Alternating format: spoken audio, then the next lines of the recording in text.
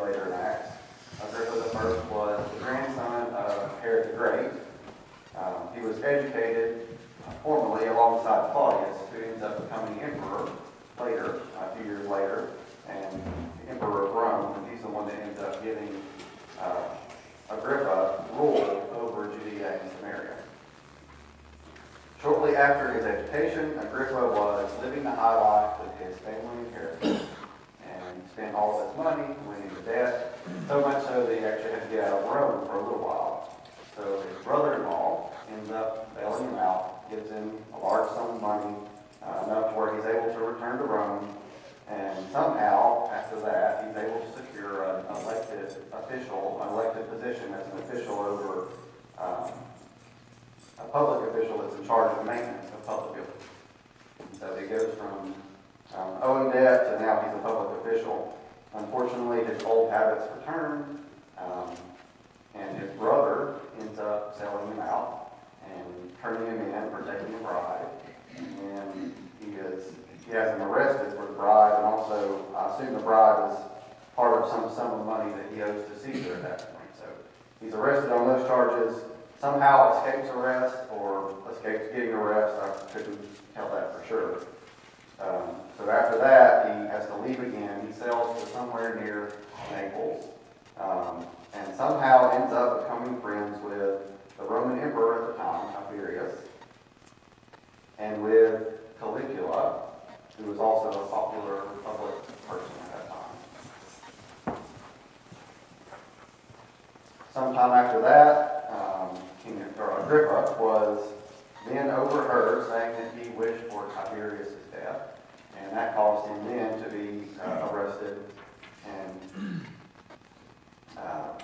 he was put in jail until the time that Tiberius died. So later, in about AD 37, Tiberius died. Caligula ended up taking over as emperor of Rome. And when Caligula takes over, because he was such a friend to Agrippa, he lets Agrippa out of jail. But not only lets him out of jail, he makes him king over 4 different territories in the region. So Agrippa first becomes king over 4 territories that does not include Judea and Samaria. 2 years later, Agrippa returns to Rome, and he plots against his own uncle to have his uncle banished. And when he does that, his uncle is banished, and he takes over whatever territories that his uncle had. So he expands his reign in his area that he's ruling over. And then finally, in AD 41, Caligula, his close friend, who's helping him rise up as a king, was assassinated. And after a brief political struggle at that time, finally Claudius took over as emperor of Rome. So lucky for Agrippa, he was educated with Claudius. And so Claudius comes in and he appoints Agrippa over Judea and Samaria in addition to the other regions that he's in control of. So at this point, that makes Agrippa one of the most powerful kings in the East, with dominion about the size that his grandfather, King Herod the Great, had ruled over before that. So it's speculated in our scripture today, it is speculated that our scripture today takes place right after Agrippa was given control over Judea and Samaria. Probably, the book talks about it, probably in the spring of AD 42 is when this passage takes place. So if we look at verse 2, and he had James, the brother of John, put to death with a sword. So Herod, Agrippa, we know had a zeal for Judaism, both privately and publicly. The zeal that he had for Judaism was reported by multiple historians and scholars. And because of this zeal that he had for Judaism, when he had previously passed through Alexandria in AD 38, so about 4 years earlier, it actually his zeal for Judaism caused an anti-Jewish riots in the town. So he had to end up going back to Caligula, who was still alive at that point, for some help. In verse 3, when he saw that it pleased the Jews, he proceeded to arrest Peter also. Now it was during the days of unleavened bread. So at some point during Herod's reign, with Caligula himself actually planned on putting up a statue in the temple. And because of his zeal for Judaism, that was another thing that Herod went and interfered and tried to talk Caligula out of. And he was successful in doing that. He didn't want Caligula to desecrate the temple by putting his own statue in the temple of the Lord.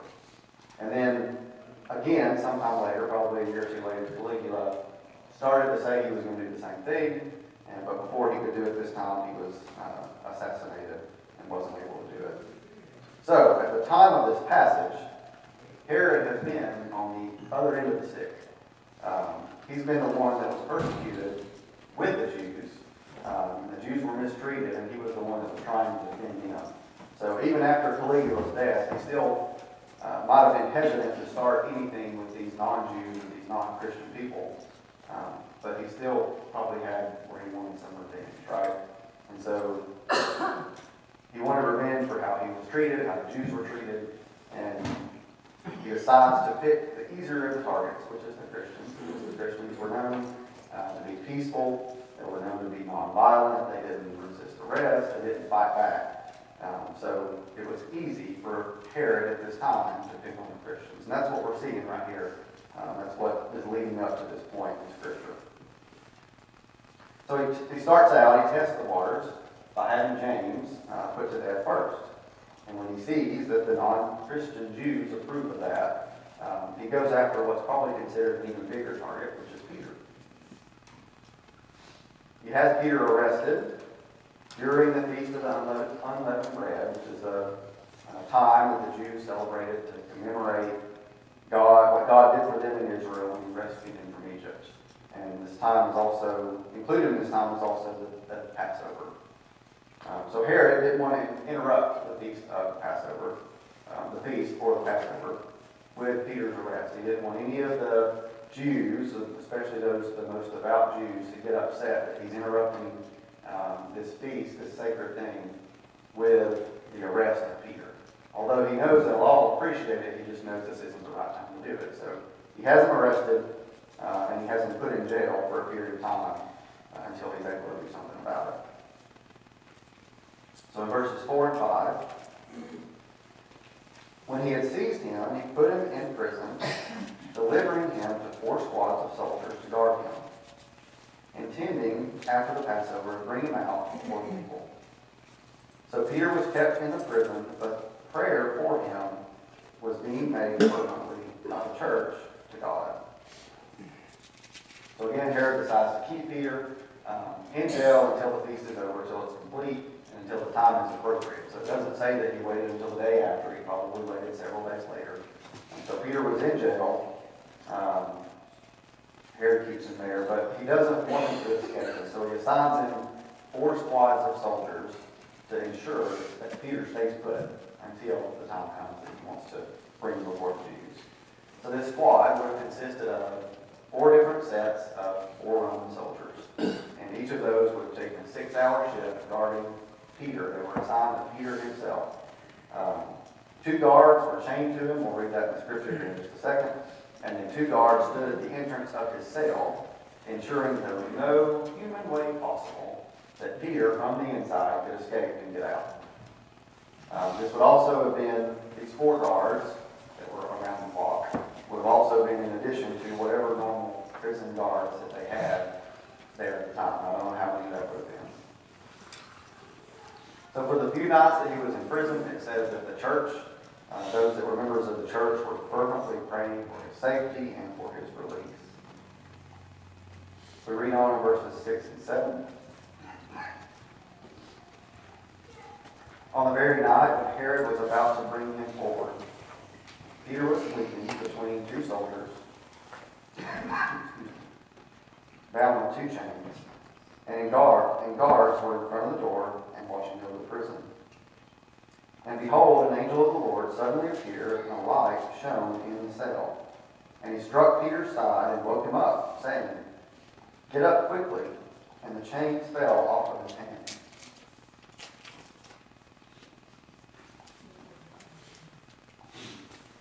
So this is one of those passages that I wish personally that we had a little bit more detail on what happened and how it all went down. How cool would it be to know how God allowed the angel to get past all those guards? What happened to the guards? Did they all fall asleep? Did they go into a trance? We don't know. Scripture doesn't tell us. What we do know is that Peter was attached to the two guards with a chain, and Peter was sleeping, so it was in the middle of the night is when it happened. Critics might argue that the guards fell asleep and Peter was able to escape because of that. But keep in mind that the two of them that are bound to him with chains would have felt anything tugging on it. They would have heard anything with the chains drop off of his hands. And then not to mention the two guards at the door could have heard the slamming or the opening of the door cell. It's probably not a quiet door if I had to guess. And probably locked. Locked, right. Yeah. So there's a lot of commotion going on. There's no way humanly possible that all this could have happened without the intervention of God. Not to mention, it is extremely unlikely that these four guards that were all there making sure their one job was to make sure this one man doesn't escape.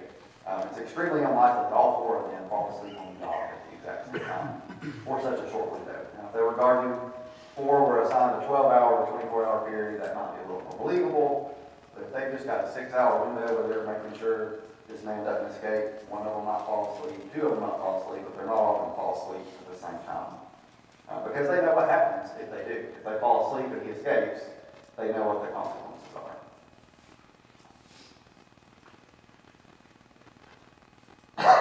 Excuse me. In verses 8 through 11. And the angel said to him, gird yourself and put on your sandals. And he did so. And he said to him, wrap your cloak around you and follow me. And he went out and continued to follow him. He did not know that what was being done by the angel was real, but he thought that he was seeing a vision. When they had passed the first and the second guard, they came to the iron gate which leads into the city, which opened for them by itself. And they went out and went along one street, and immediately the angel departed from him. When Peter came to himself, he said, now I know for sure that the Lord has sent forth his angel and rescued me from the hand of Herod and from all that the Jewish people were expecting.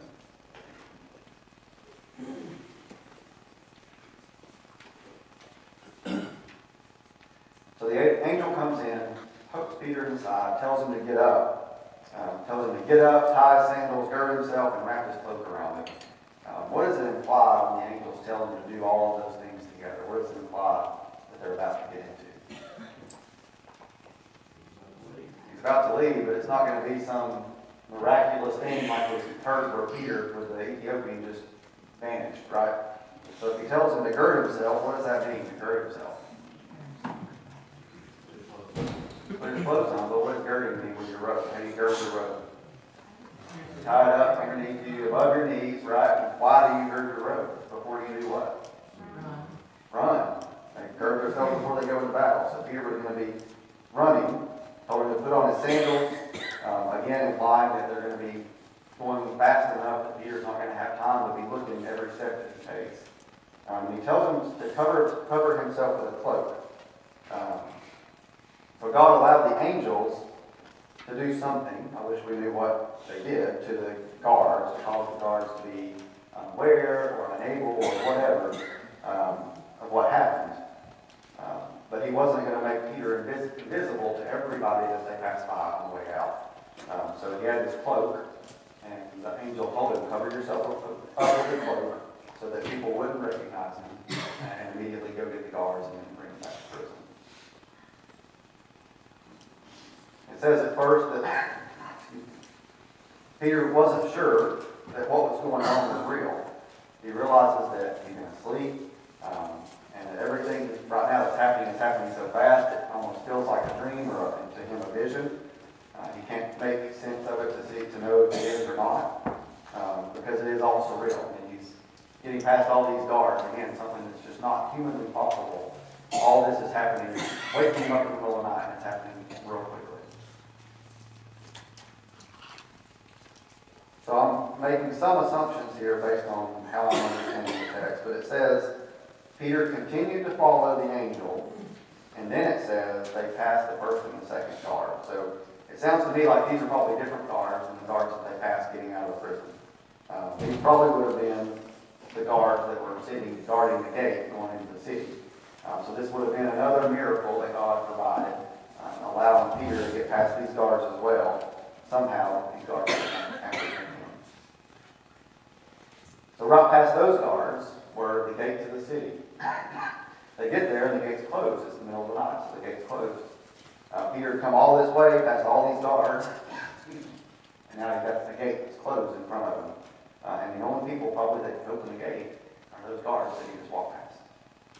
So we see God opens the gate ahead of him. These iron gates, these big heavy iron gates, open by themselves, allowing Peter through.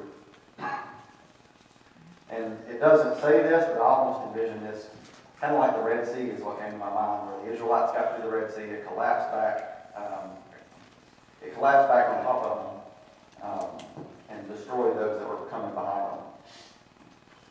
Destroyed the Egyptians. So in this case, in my mind, I imagine he got through the gates closed back, preventing whatever guards were there from going in and running after him. But we don't know that for sure, that's my guess. So the angel gets Peter past the guards, he gets him past the gate, he gets him down one street, and then he leaves Peter to get somewhere safe. He leaves it to Peter on the time to get somewhere safe. So we'll continue on and read verses 12 through 19.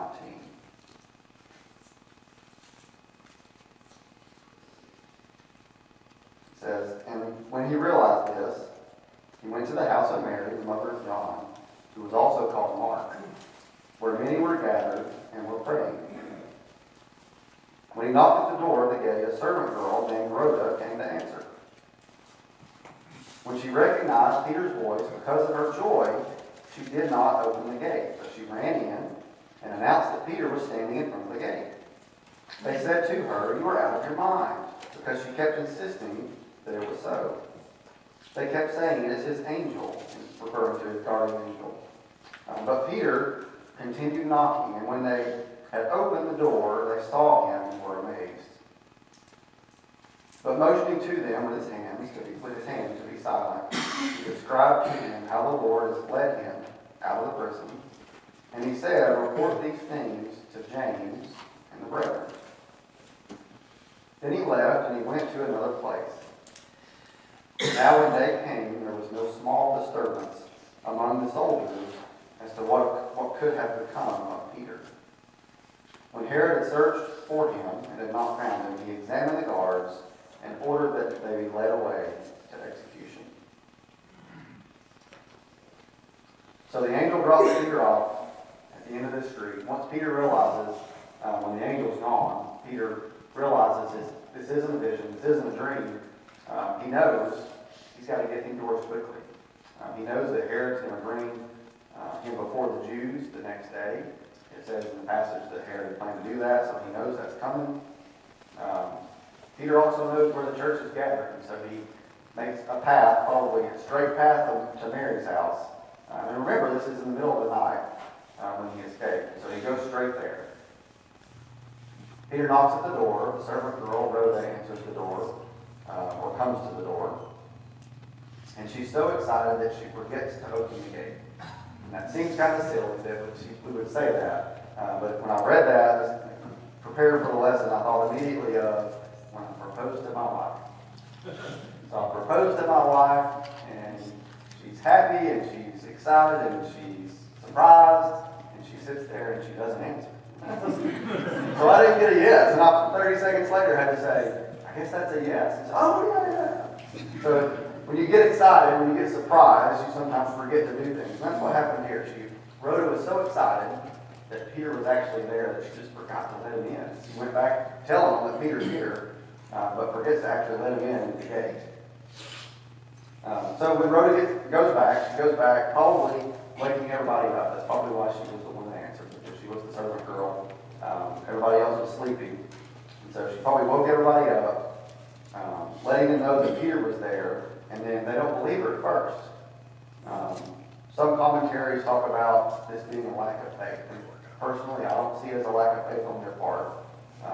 We don't have enough context to know that, but the things that I look at, one, they were asleep. They were woken up by all this commotion the whole night. Two, they knew the barriers that Peter would have had to go through to get him from jail all the way to Mary's house. And that those barriers were physically impossible for one person on their own just to escape, get through the 4 guards, get through the guards at the gate, get through the gate, which was locked and closed at night.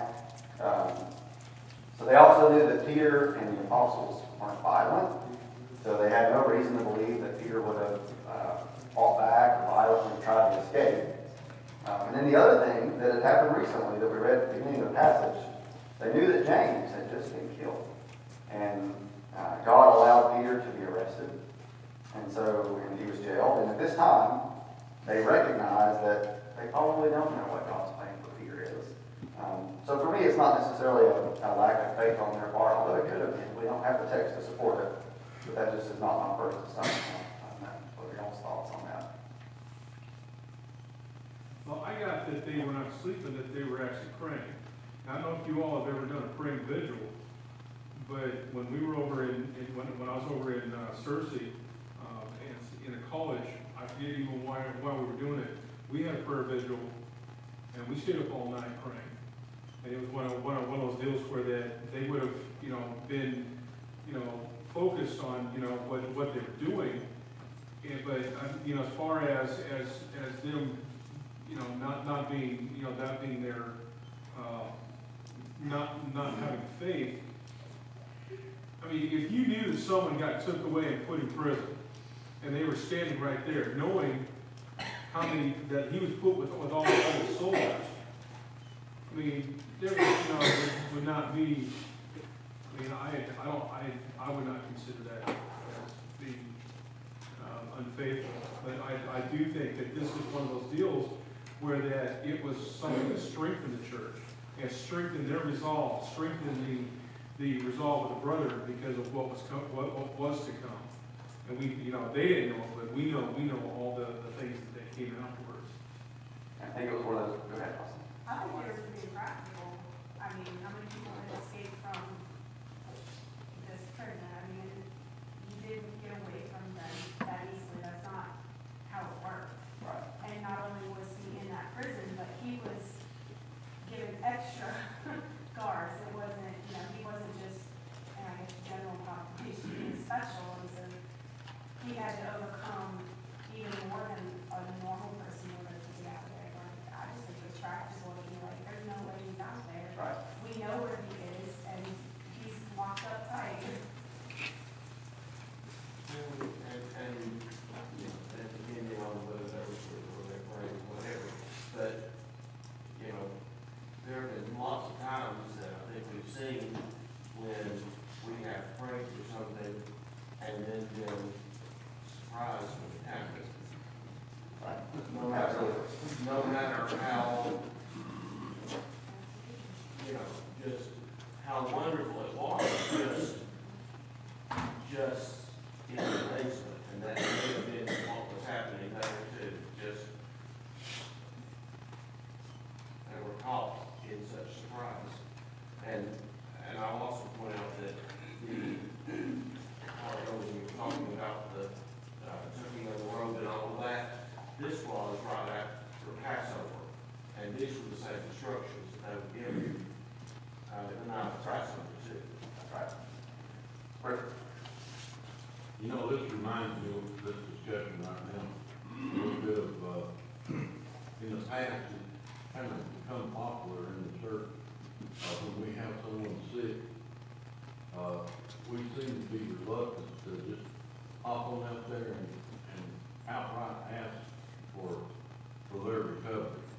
We seem to have a specific method in mind for God to accomplish that, so we're big on praying for the doctors and nurses and so forth that be done that way. But what this is these people, I don't know how they expected their prayers to be answered. Probably by hoping that there would be a good outcome of the trial.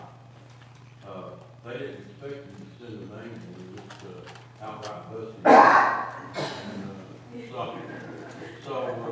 That's, you know, I have, become careful in praying in a limited way that God will accomplish it.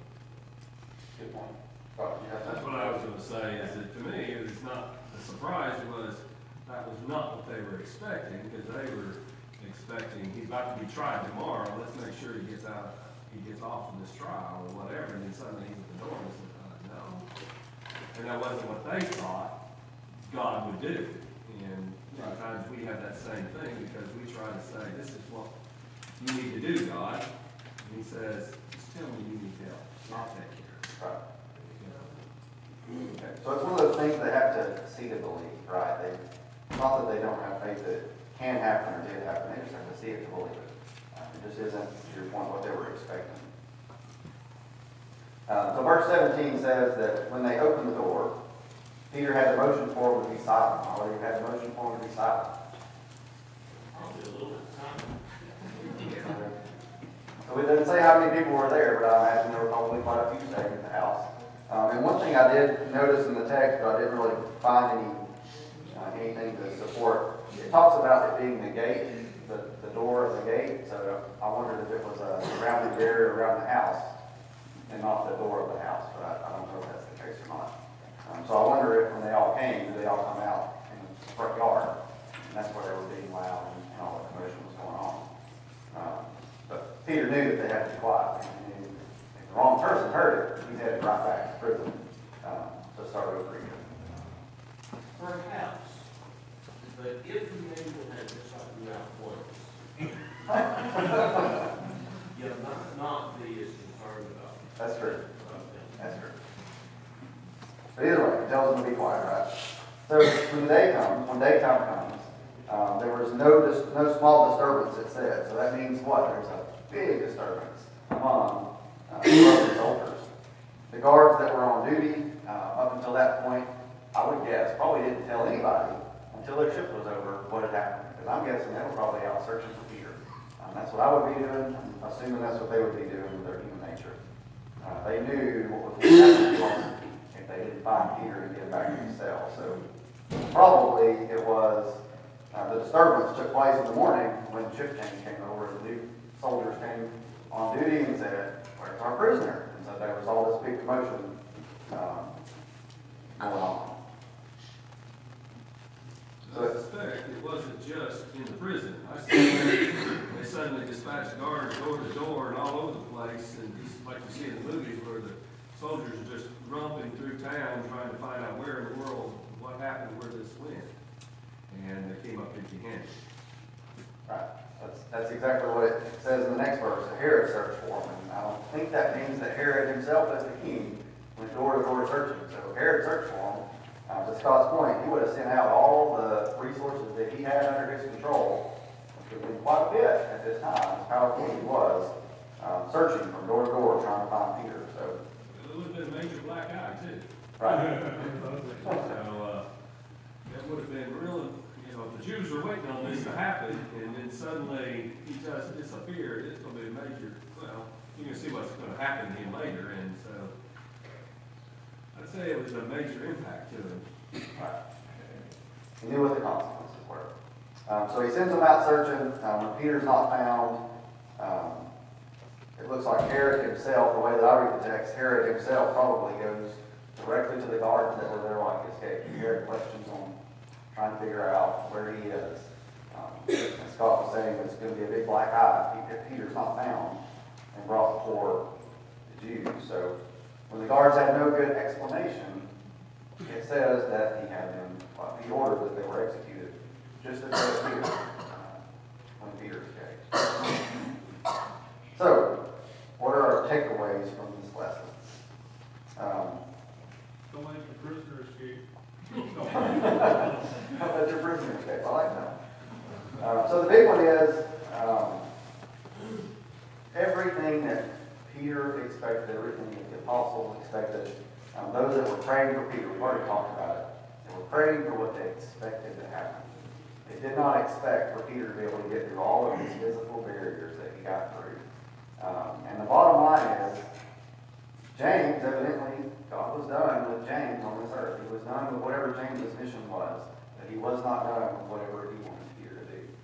And so, regardless of what the physical limitations were, whatever people thought were impossible, the apostles thought were impossible, God was going to get Peter out of this situation, and in a way that was miraculous that they never would have expected. He got him through all of these little barriers before he got to Mary's house and then eventually left town and got out of town. Or what they were saying about God answering, not necessarily the way that we are asking for it. I agree completely with not being specific always, but not, just like with our prayer list that we have in the bulletin once a month, rather than going down and saying, do this for this person, do this for this person. I usually say, bless them in whatever way you know is best. And it takes a whole lot of pressure off of me. Right. Because I don't feel obligated to remember what they need to ask for, but it's not necessary. But I don't know about you, but it also, it has given me the strength throughout my life, whenever I needed things to happen, to pray for it and believe that it was. I mean, when Pam had cancer, the first thing that they went in and did the forensic exam. It was a cancer that she would, there was 99% mortality rate. 3 weeks later, after I had called everybody that I knew, and everybody in the church that I knew was praying, even people I didn't know, they did another forensic exam when they took that thyroid out. It was a cancer that was 99% curable. Now, yeah, you can sit there and say, oh, well, they just made a mistake. No, they didn't. That right there is the Lord blessing us. And those are the answers that we need to remember in our like Mary, put those things in our hearts. Let those things strengthen us, and know that the Lord is going to bless, whatever